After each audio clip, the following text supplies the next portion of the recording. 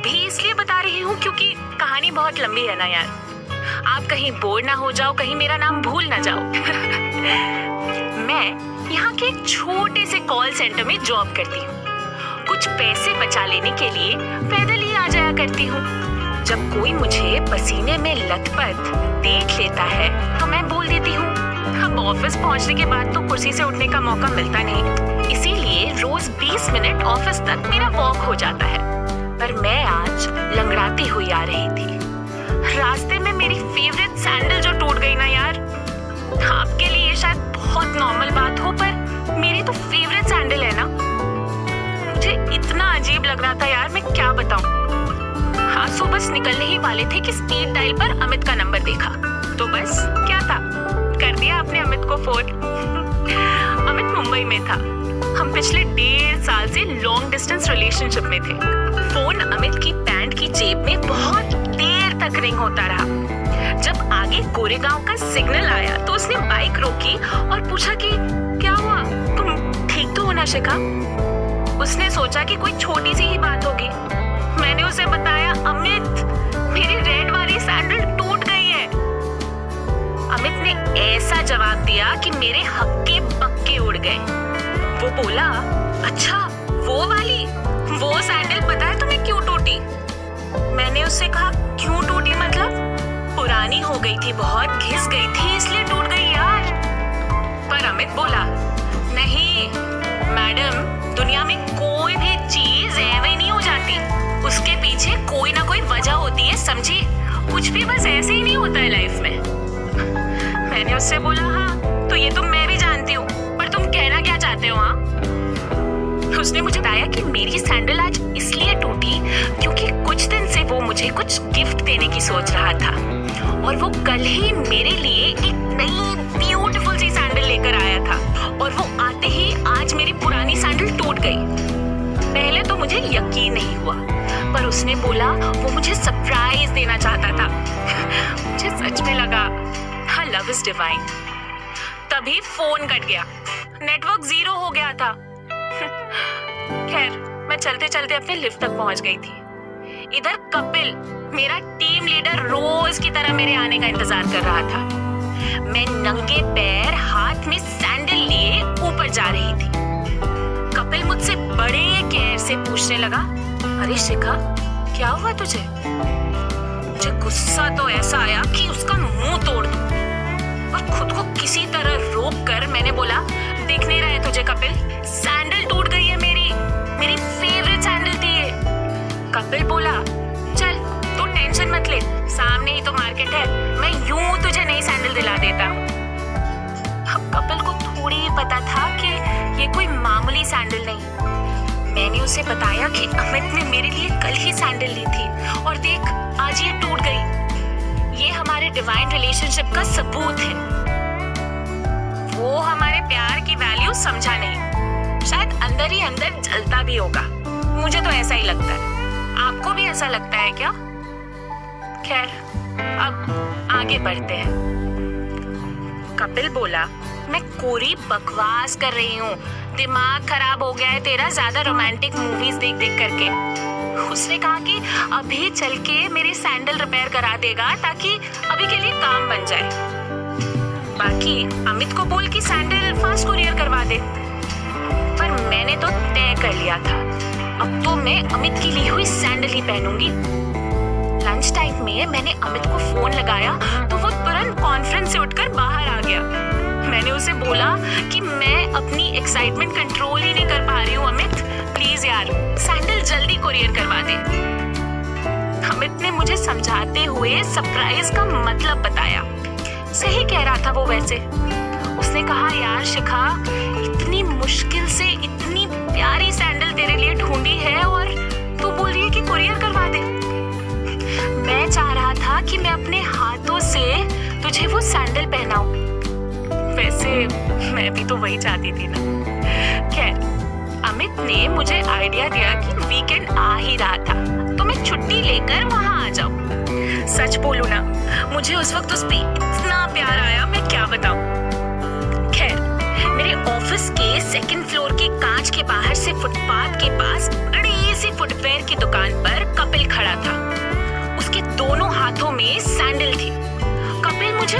ही से ऑप्शन दिखा रहा था। कितना पागल है वो यार। मैंने तुरंत उसकी तरफ पीठ कर ली। वो भागता हुआ ऑफिस आया तो मैंने उससे वीकेंड लीव की रिक्वेस्ट की। मैंने कहा यार मंडे तक पक्का ज्वाइन कर लूंगी, प्लीज कुछ हिसाब कर दे यार।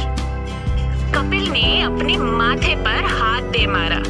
वो समझ गया था कि मुझ पे पागलपन सवार हो गया है। मैं पक्का सैंडल लेने के लिए हैदराबाद से मुंबई जाऊंगी। क्या करता वो बेचारा भी, उसने भी बस हाँ बोल दिया।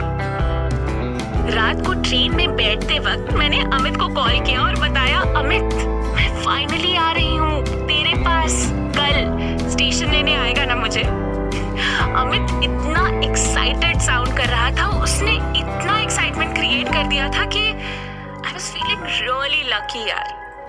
मैंने उससे बोला कम से कम सैंडल की फोटो ही दिखा दे, उस सैंडल के लिए मैं हैदराबाद से बॉम्बे आ रही हूँ। वैसे वो सही था, सरप्राइज खराब हो जाता ना यार उसका। पर वो बोला, शिखा तो बिलीव नहीं करेगी, जब मैं सैंडल लेने गया मेरे साथ क्या क्या हुआ था।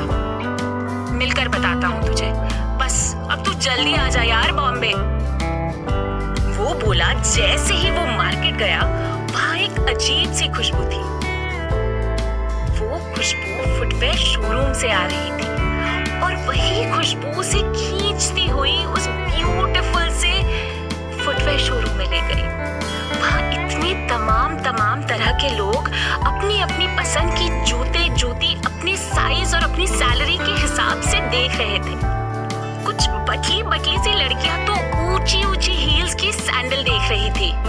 अमित को लगा कि यार अगर किसी का पैर इन हील्स के नीचे आकर चुभ गया तो वाकई खून निकल जाए। वो पूरे कंसंट्रेशन से मेरे लिए खास सैंडल ढूंढने लग गया। वो एक सैंडल के पास पहुंचा जिस पर सबकी नजर थी, एक माइंड ब्लोइंग सैंडल। वो उसे छूना चाह ही रहा था पर वो पैक थी। और तभी वहां कपिल आ गया और उसने वो सैंडल खरीद ली और मेरी नींद अचानक से खुल गई।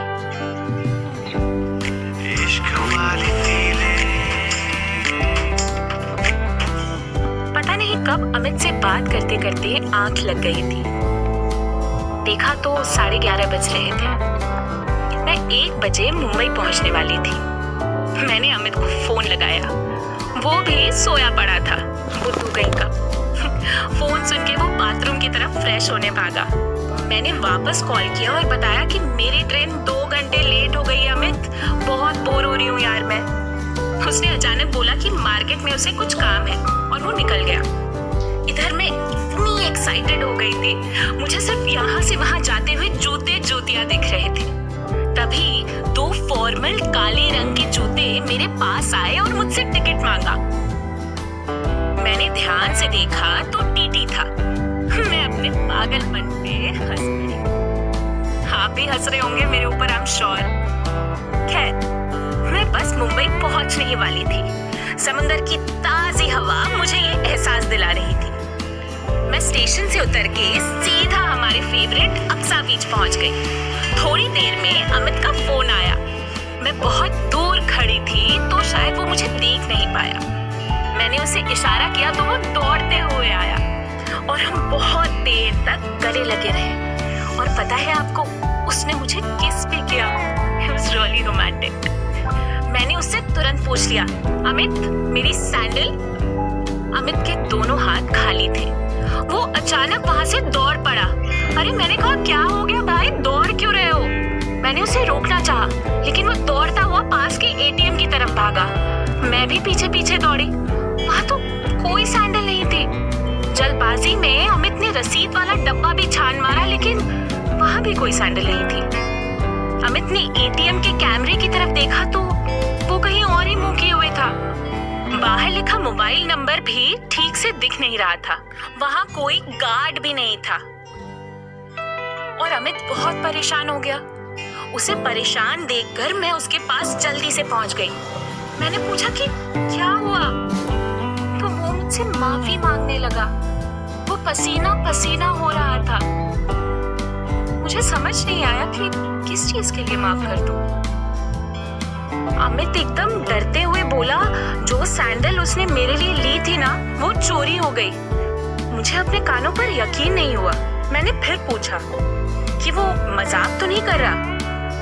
मैं दूसरे तरफ पलट गई और आगे जाने लगी।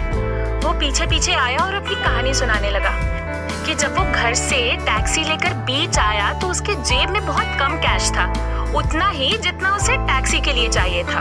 वो कुछ और कैश निकालने एटीएम चला गया और एटीएम पहुंचकर उसने सैंडल की पैकेट को एटीएम के ऊपर रखा, जेब से डेबिट कार्ड निकाला, मशीन में डाला, कैश निकाला, ऑटो वाले को दिया और मेरा फोन आने पर सरपट बीच की तरफ भागा। सैंडल तो वो वॉलेट निकालते टाइम एटीएम पर ही छोड़ आया था। फिर उसके मुंह से बस सिर्फ शिखा ही निकला था कि मैं पलटी। मैंने उससे बोला, तुम झूठ तो नहीं बोल रहे थे ना अमित? उसका दिमाग सन्न हो गया। वो कुछ देर के लिए रुक गया और बोला कि नहीं शिखा, मैं सच बोल रहा हूँ। मैं उसके गले लगकर फूट फूट कर रो पड़ी। पहली बार अमित के पास मुझसे बात करने के लिए कुछ नहीं था। वो भी बस मुझे बहुत देर तक गले लगाए रहा। जब मेरा रोना रुका तो अमित मेरे लिए कुछ खाने के लिए लेने गया। मैंने पलकें पोंछी। अमित भी मेरी आंखों में देखकर समझ गया था कि ये हमारी आखिरी मुलाकात थी। मैंने समंदर की तरफ देखा तो मुझे एक भ्रम सा हुआ। मुझे समंदर के उस तरफ कपिल, मेरा टीम लीडर दिखा। उसके हाथों में वही सैंडल थी जो वो ऑफिस के बाहर लेकर खड़ा था। जिंदगी बहुत अजीब होती है ना। मैं उस दिन के बाद कभी मुंबई नहीं आई। हम हमेशा बीच में तो झूलते नहीं रह सकते ना। एक सैंडल ने मुझे लाइफ में चुनना सिखा दिया था। ये भी सच है कि मुझे ये कभी पता नहीं चलेगा कि अमित ने सच में मेरे लिए कोई सैंडल ली थी या वो झूठ बोल रहा था। पर ये इश्क वाली फीलिंग है ना, कई बार बहुत कुछ सिखा देती है। मुझे चुनना सिखा दिया, हो सकता है आपको कुछ और सिखा दे। अब चलो, ये थी मेरी कहानी। मैं लेती हूँ आपसे अलविदा। वो क्या है ना, मुझे एक्चुअली कुछ और सैंडल देखने जाना है।